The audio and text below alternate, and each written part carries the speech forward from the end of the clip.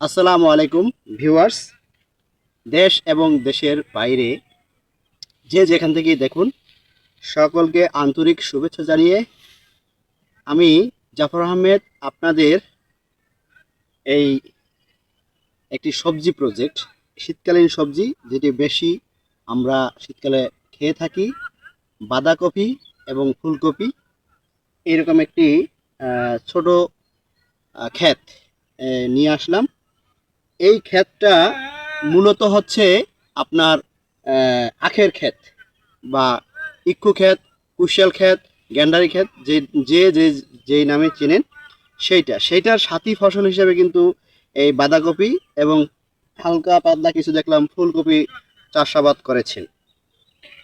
তো এই চাষাবাদের ভিতরে দেখা যায় যে এটি যখন পরিপক্ক হয়, হারভেস্ট করার সময় হয়, তখন সেগুলো হারভেস্ট করে নিয়ে যাওয়া হয় এবং যেগুলো সাইজে পর্যাপ্ত হয়, হারভেস্ট করার সময় হয়নি, সেগুলোকে এখনো পরিপক্ক হওয়ার জন্য, বড় হওয়ার জন্য রেখে দেওয়া হয়।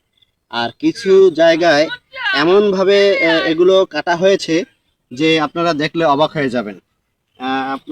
আমি যদি একটু দেখাই, এই যে দেখেন, এই পাতাগুলো এমনভাবে কাটা হয়েছে যে এখানে কিছু অংশ রেখে দেওয়া হয়েছে।